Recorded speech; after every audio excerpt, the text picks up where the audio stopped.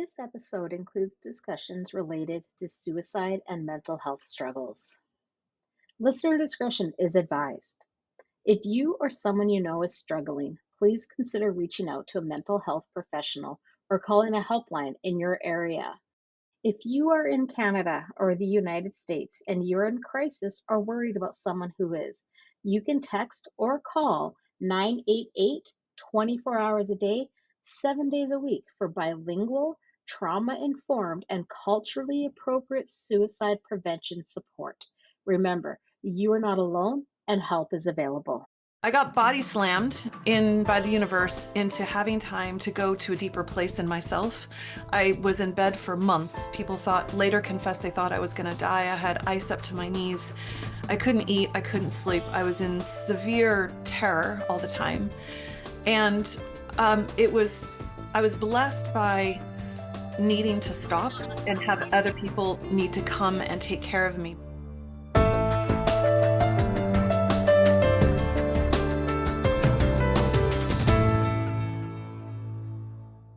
Thank you so much for joining us for another awesome episode of Bioenergetics Beat. I'm Heather Gray, a certified functional diagnostic nutrition practitioner.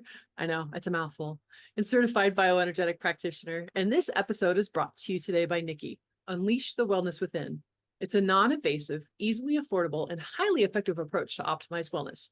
It's a wearable device that puts frequency better based life in your hands and on your wrist. Make sure to stick to the very, very end because we always have a wonderful gift that we give out, but you're not going to want to miss one word that my next guest has to say because she is just incredible. I've watched her story unfold over the past couple of years. This woman just drops wisdom bomb, truth bombs like nobody's business. So you guys are in for a treat today. Welcome, Dr. Jenny Tufenkian. Yay, welcome to the show. Did I say it right? You did. Thank you so much for being here, Heather. I'm excited about our conversation today. Me too. It's one of my favorite all-time conversations, brain inflammations, viruses, emotions, bioenergetics, because I love having practitioners like yourself on to bring more awareness around a very misunderstood subject.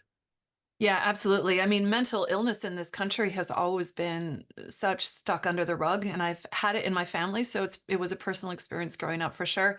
And I know we're going to dive more into this in a few minutes, but I just have to say that it is so important for people to understand that the same thing that causes the inflammation in your brain for you to experience brain fog and fatigue is the same inflammation that makes you feel depressed or anxious, which is the same inflammation that makes you lose your memory, as in dementia, all the different kinds of dementias. And it's exactly the same thing all the way through. So this is something that we all need to understand and pay attention to and be honest with where we're at and start doing things to start balancing our bodies and our brains. You can't see me when she's talking because I'm off camera, but I'm like, my head is already like, I'm giving myself whiplash and I'm tearing up a little because like I said, it was a tough morning. And like I said, this subject is just so near and dear to my heart. And like I said, it needs to be talked about more and sometimes from a more scientific, specific way so people understand it because it's still just, it really does, like you said, under the rug. So tell us a little bit more about your background, Dr. Jenny, and how you got started in this and kind of why we're talking about this subject. Yeah, right. So I'm happy to talk about that, but I'm just going to stay real here. And you just sharing that and you going to your vulnerability and me feeling your pain has totally triggered in me as well in a good way. And I just think that we do need to say this right here because we're both here and we're both talking about it. Really close friends that I've lost. So it's very real and we're not alone. We all know that. So I just want to say that, we're all in this together. And I think hiding from our harder feelings is not healthy for us. My journey started when I was in second year of medical school, and I actually felt fantastic. My 3-year-old had finally started sleeping through the night. I was in second year medical school. I was crazy enough to decide to become a doctor when I was pregnant and single with him. And it was an amazing time in my life. And I decided it was time to have another kid. I had married my son's dad and we were trying to get pregnant, had multiple miscarriages, lost 5 people that year, one of them by suicide. It's one of my friends that died. And I ended up having a second trimester miscarriage at 17 weeks. And it threw me into what I call the dark night of the soul. I hemorrhaged, had to be rushed to the hospital. I would have died without modern medical care. And I came home and my whole physiology was shifted. You know, we have this physical body, this mental, emotional, this energetic body. And when we are really down, all three of those systems are tanked. And that's what happened to me. My body had gone into a form of shock from all of the blood loss. My thyroid was messed up. My hormones tanked because I was 17 weeks gloriously pregnant and then all of a sudden not. It was like severe postpartum depression like that. Plus, I was experiencing the grief and loss, of course, of yet another baby, my second baby that year, and all of these other people that I had not given myself the space and time to process the emotions of their dying because I was a mom in medical school and I didn't have the time as far as I was concerned. So I got body slammed in by the universe into having time to go to a deeper place in myself. I was in bed for months. People later confessed they thought I was going to die. I had ice up to my knees. I couldn't eat. I couldn't sleep. I was in severe terror all the time. And it was, I was blessed by needing to stop and have other people need to come and take care of me. My fellow students and teachers came to my bedside and they fed my family and they took care of my kid and they helped heal me. And I was able to do some very deep work with a hypnotherapist who came and sat by my bed twice a week. And that's when we finally got to go to those deeper issues that were stuck in my subconscious mind and needed to come out and be expressed. And I really see this whole process as being a gift. I moved from the bed to the couch and I no longer had the depression, the suicidal ideation, the anxiety that was gone, but I was left with this lingering fatigue.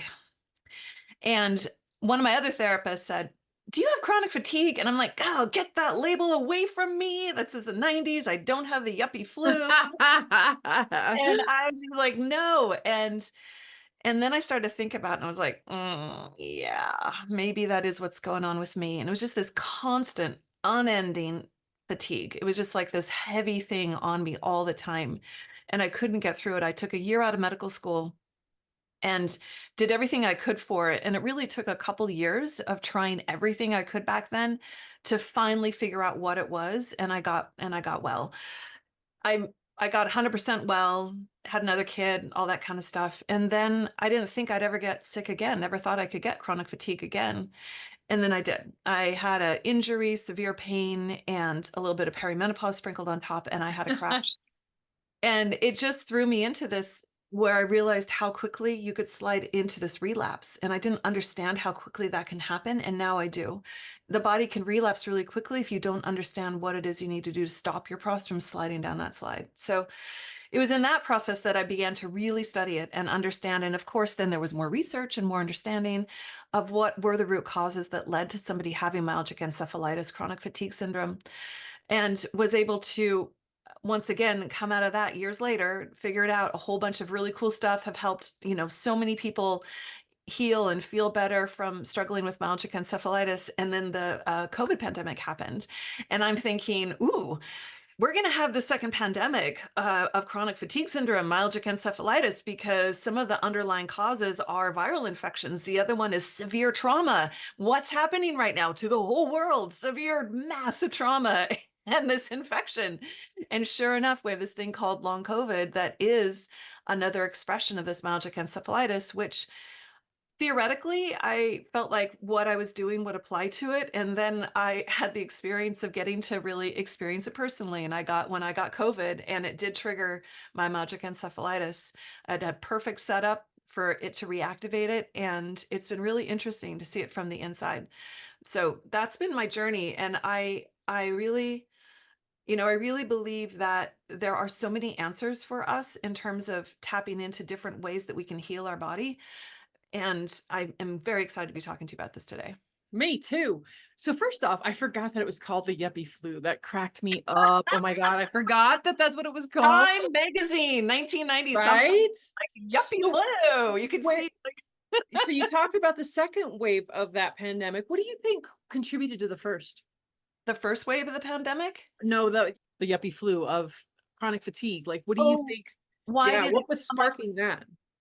I really do think it's a combination of things. I think that a lot of them are triggered by viruses. I don't think a virus is the root cause in everybody, but Mm. I think they frequently are triggered by viruses. Gotcha. I think it just got attention. It's been around for a long time. Gotcha. When you do the historical data, which I've done, where you've looked at all around the globe for years, this pattern was first really labeled in the 1800s, and there were different infectious processes that happened, and you would see this whole swath of nurses who had hysteria. Yeah, I People, was just gonna say, I oh, wonder if they that had was what was hysteria. hysteria. Yeah. Yeah, all of a sudden, all these nurses had hysteria after there was an outbreak of some virus in another country, right? And I really think that this condition has been severely underfunded and under-researched. And it's really since the pandemic that we've had more money going to researching this condition. And it's been fascinating what we've been discovering and finding out about it. And it's been really legitimizing a lot of people's experiences where in the past they would have been just ignored or told they were just crazy, Gaslit. right? Totally gaslit, sent down to psych, or just, you know, Do you hand. think this affects women more? It does. And It why? does. Statistically, they think it's because of the hormone estrogen and how that impacts the body.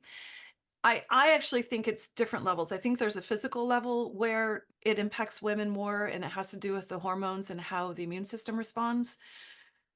And the other thing is when we look at a lot of this has an aspect of mitochondrial dysfunction to it.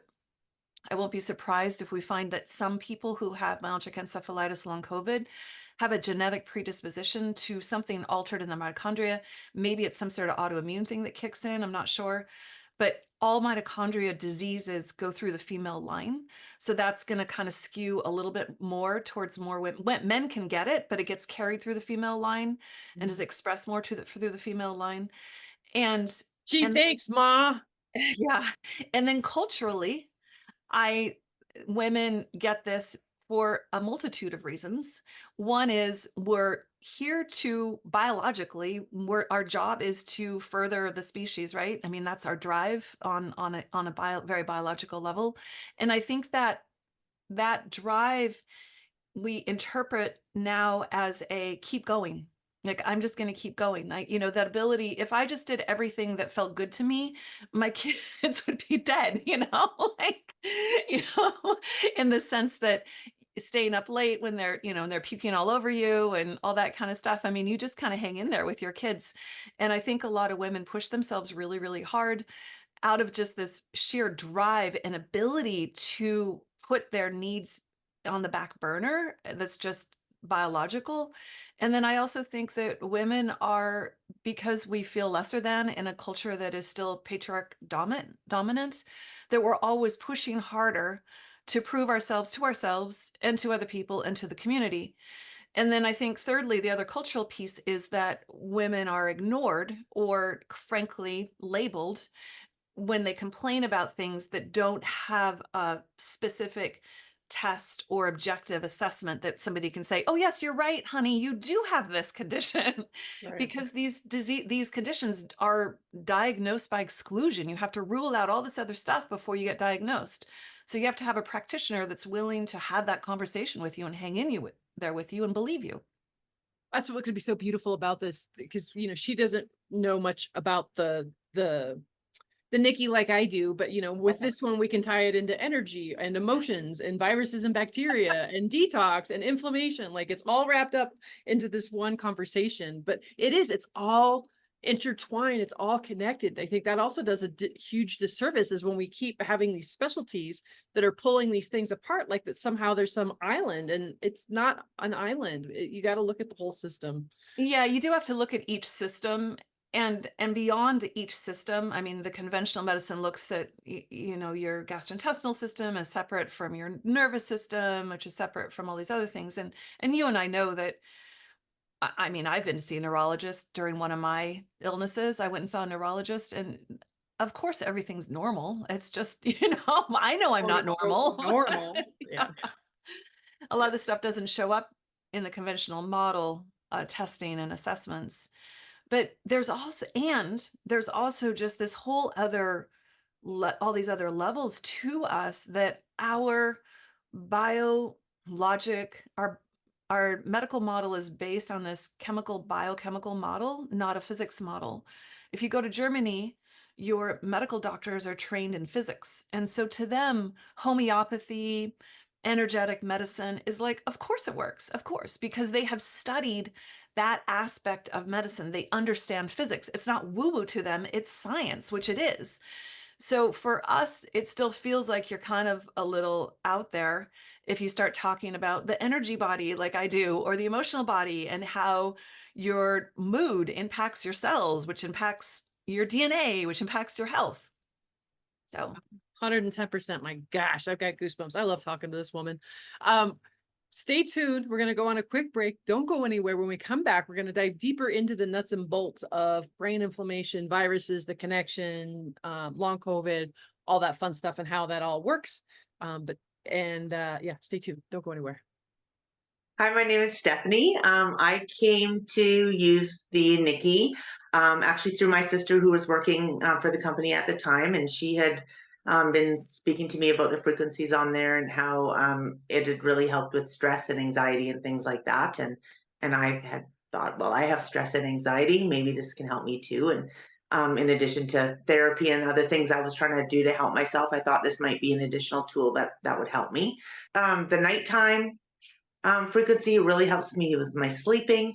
The pain frequency, I have some issues with my shoulders, and that seem to have gotten a lot better. These things I knew nothing about when I got it. So it kind of morphed for getting it for one reason and kind of helping with other things. I found actually the biggest benefit I found is I am prone to UTIs. And I was always on medication, always going to the doctor, always getting them. And the first time I got one after I had the Nikki, I thought it has the viruses and bacteria. Let's try it. Well, since then, I've had it for over a year. Normally would have about 5 to 6 UTIs in that time. I've had 2 that I've needed medication for, and the rest I feel it coming on. I put on my viruses and bacteria, and within 3-4 days, it's completely gone. I don't have to have medication. I don't have to go to the doctor or do anything like that. So it's been in that way life-changing for me. Nikki puts a personal wellness center in your hands and on your wrist. Be better. Do better. WeAreNikki.com. Woohoo! Welcome back. If you missed the first half, man, you got to go back and listen, because it's just brilliant. This woman is brilliant. And she's, like I said, just dropping some beautiful knowledge bombs on us. And hopefully we're going to continue with that. So let's tie in long COVID, viruses, brain inflammation. How are all those things playing together?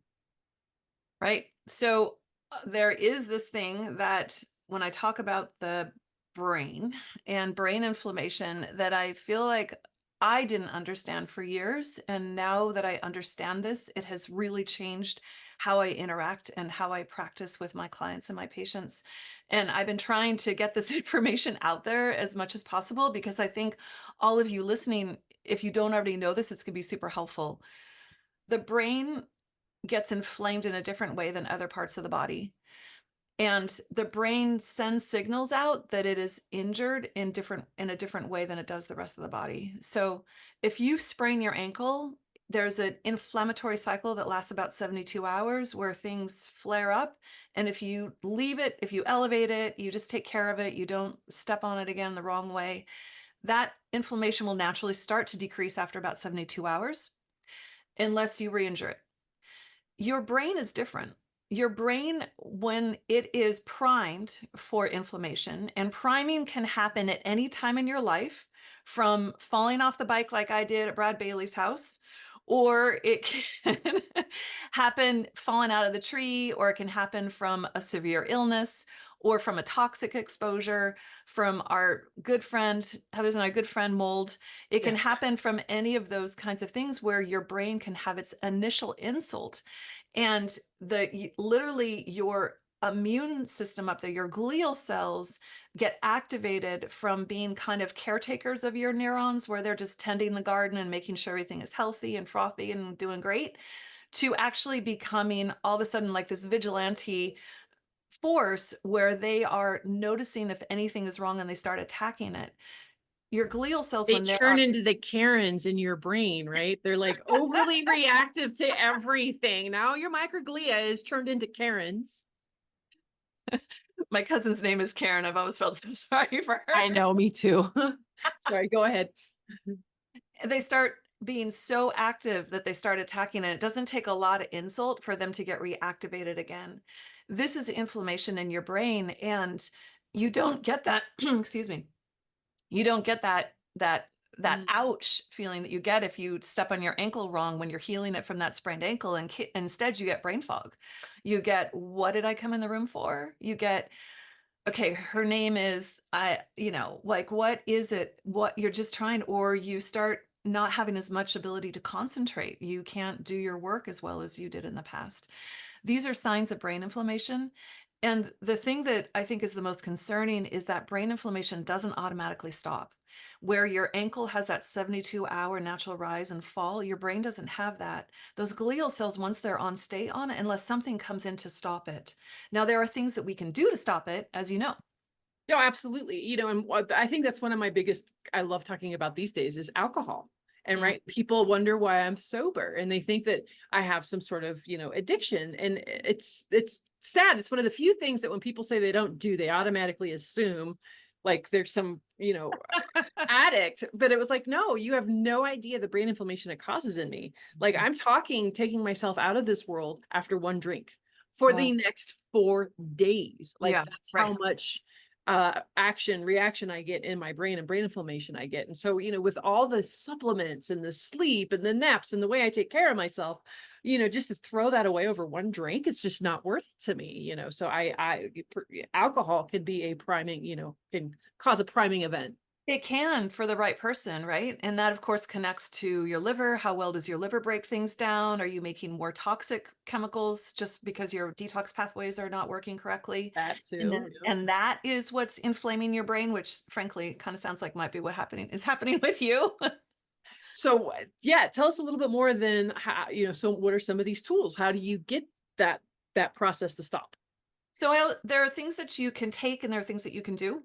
And there are things that you can do camp. There's mindset work you can do. There's energy work that you can do that can help calm down your nervous system. One of the things that happens that's part of this vicious cycle with the inflammation is you get this brain inflammation, and that brain inflammation is felt by the body. It's felt by the limbic brain, the emotional brain that's always surveying. And that limbic brain's connected to the vagus nerve, which is connected to all the organs in the body. And this vagus nerve is this bi-directional pathway. And your autonomic nervous system can get really jacked up, and you can get a thing called dysautonomia, which a lot of us have, especially from the long COVID, that can alter everything. And this can become a vicious cycle where you can feel easily emotionally stressed out because your body is not able to calibrate to where you are in space very well. And this can further the inflammatory cycle. One of the things that you can do outside of the water and the salt for the dysautonomia is to really work on your mindset and to work on ways of getting your heart and brain into coherence so that your autonomic nervous system moves out of the danger zone into the safety zone. And this can be just done with breath work and focusing on the heart space. HeartMath has some great examples of this. Basic breathing things where you're exhaling for twice as long as you inhale, catching yourself throughout the day and just stopping and noticing that you're getting kind of ramped up and anxious, subconsciously, just from what's happening in your body, and stopping. That actually can help the brain inflammation. There are other things that are super beneficial. Intermittent fasting is incredible for this. And this is partly why intermittent fasting can be really helpful for people. That said, I have to have a huge warning about this because so many people jump into intermittent fasting and they are not ready for it. You have to stabilize your blood sugar first, and you might need to address your adrenal glands, your hypothalamic pituitary axis, before you're really ready to do intermittent fasting, because it's a stress on the body. So if you've tried intermittent fasting, it didn't work for you, it probably means that you need to support yourself in a different way. the low carbohydrate diets are really good for this. So the keto, paleo, autoimmune paleo, these kind of diets can be really beneficial for people if it's a good match for you. And those are really great for decreasing inflammation. That still on the list of things to do, hot things like things that stimulate your mitochondria in a healthy way. So the heat and cold, those things are great for it as well. I I think, love my sauna, but man, I do the cold plunge, but man, I do not love it. yeah, you saw me in the cold plunge. Oh, I did. Yeah, I did. That was like a spiritual, because you were in it, and you were in it for a while. But yeah, I made a mini one out of my bathtub. I bought these silicone bricks that you freeze, and then I got these other bags. And so I try to do it 2, 3 times a week. And oh my gosh, it hurts so bad. Yeah, it's a whole other level to go to for that, for sure. The other things that work great for decreasing inflammation are some of the fantastic anti-inflammatories. I love using oil of frankincense. Turmeric is really great. These things are known, the quercetin and bromelain. Some of these things are fantastic to really help decrease that inflammation cycle in the brain. Yeah, absolutely. So right now, I'm breath work. That always cracked me up too, because I was always such a little smart ass back in the past of like breath work. I breathe every day. If that worked, why am I not better? I Tell can us a totally, little, tell I tell us can a little bit totally about say what that. breath, tell us what breath work really is, right? Like why are we struggling so much, and how is breath work different than our just everyday breathing? Breath work is really bringing the consciousness back into your breathing. A lot of us are it's one of those cool things, you think about that unconscious mind where you think of a pie as being your consciousness, and only 5% is conscious, the rest is subconscious, and a lot of that subconscious controls our body. And how we breathe is mostly controlled by our subconscious mind unless you consciously decide to use that 5% to shift how your breathing pattern is. So if you're like me and you grew up with a mom who had some stress patterns and was a shallow breather, then I learned how to breathe watching mom how to breathe. I learned how to breathe with mom in utero when she was shallow breathing.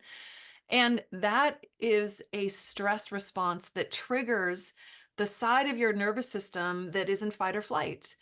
And so choosing to bring in some form of breath work where we're consciously breathing in a different pattern that will trigger the other side of your autonomic nervous system, your rest and digest and heal system, is magic. I mean, there's so much power in the breath. If there's one thing I can do anywhere, it's breathe. I can be stuck in traffic, I can be in an airplane, I can be, on the verge of having a total, meltdown, and I can breathe no matter where I am, and nobody needs to know that that's what I'm doing. And I can literally shift my nervous system center. And I'll also tell it's a really good reminder for it also impacts the heart rhythms a lot. I have had arrhythmias at different times in my life, and around the times that I was having all the infertility issues and my hormones were crazy, I would get a lot of wild, wild heart palpitations. And one of the best ways to be able to stop this, now, of course, if you have heart palpitations, make sure it's not something serious, get it checked out. But I knew that mine were not. Using my breath consciously could reset my heart rhythm. So like taking a big breath and holding my breath can reset the heart rhythm, or taking lots of deep in and out breaths can shift my heart rhythm. So using your breath consciously can help you heal for sure. Absolutely. So I know you talked a little bit about the bioenergetic body, the energetic body, and how it's not woo Yeah. woo, it is science. Can you get a little bit more into how the bioenergetic body affects the physical plane? I think that this is a place that, if I'm honest, I feel like I'm still studying in the Mm. sense of getting more and more in tune with what it is. But what I can tell you is that it has a huge impact on what happens on the emotional and physical body. And what I've been exploring in myself and with my patients is how can we become more attuned to when you say, I don't feel well today, or I'm having a flare, or today's a bad day, to be able to have a second and figure out, okay, is this on the physical level, the mental emotional level, or the energetic level? I know for myself, if my energetic level, that energy body around me, is really clogged up and not doing well, often it's because I've picked up energies from something else.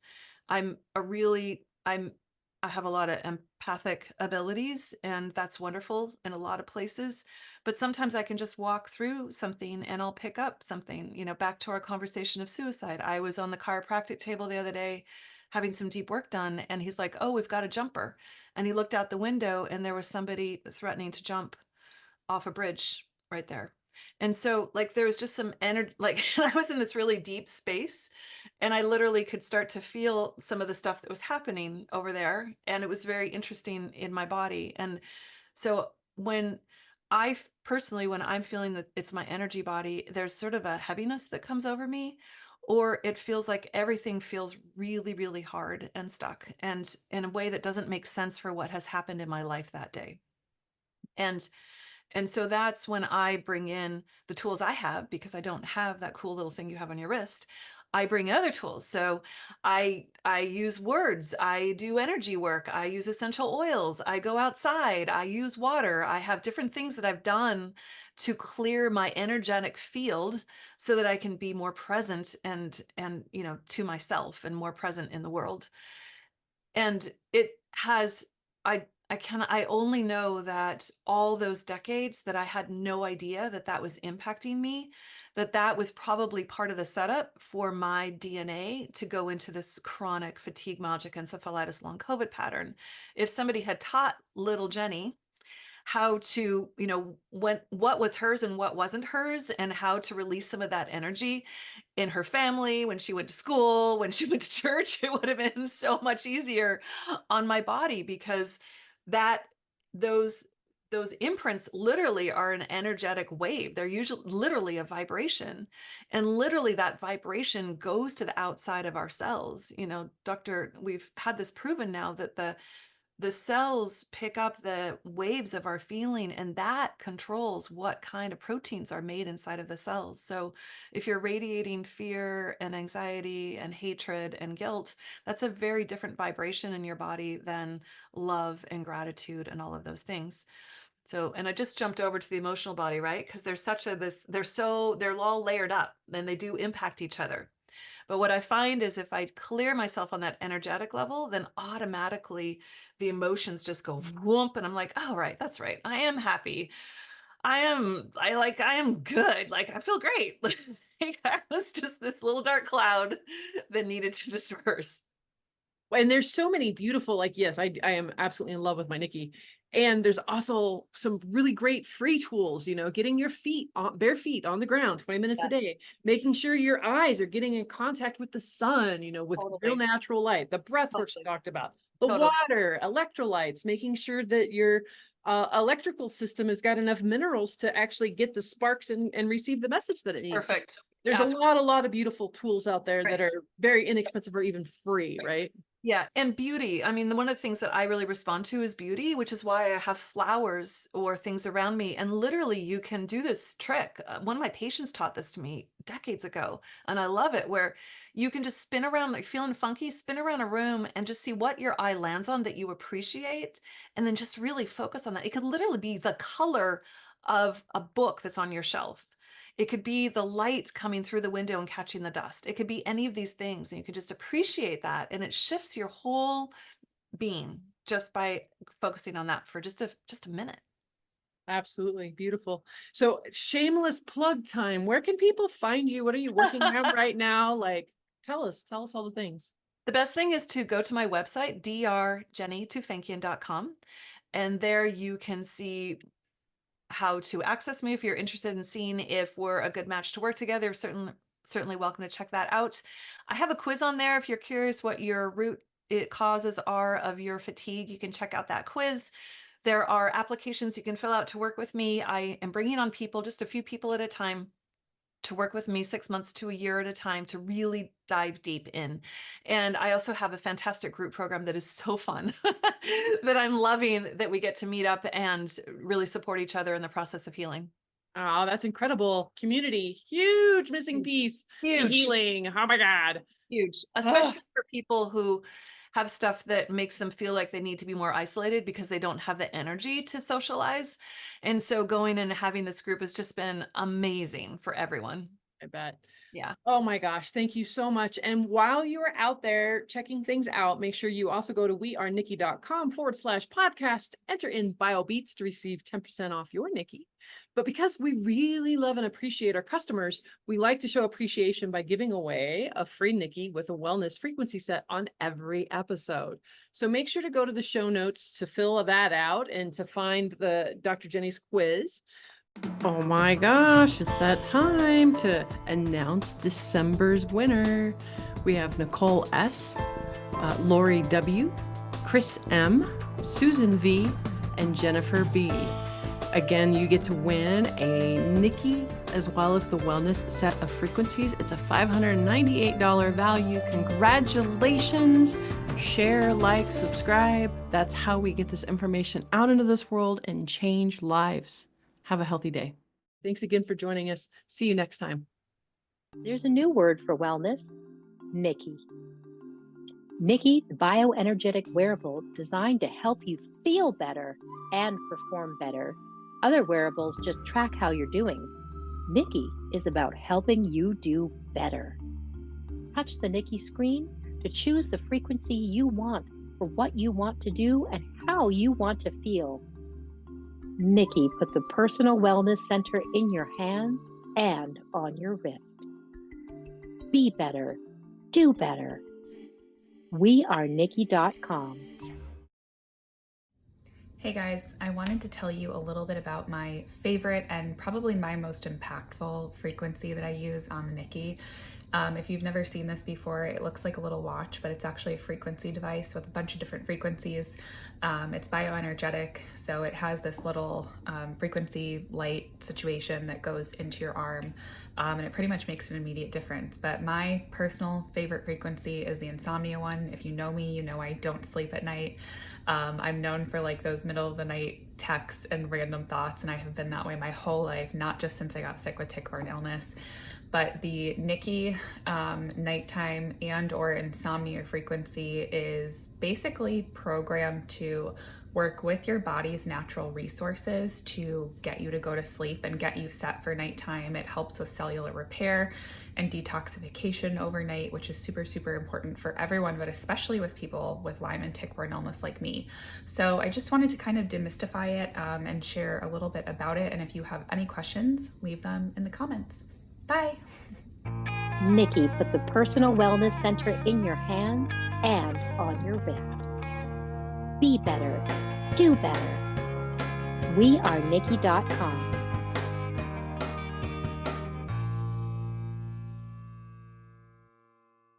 The views, information, and opinions expressed in this content are solely those of the individuals involved and do not necessarily represent those of Freemedica. Freemedica Technologies, Inc. and its employees are not responsible, nor verifies accuracy any of the information contained in the following content. The primary purpose of this content is to educate and inform. This content does not constitute medical or other professional advice or services.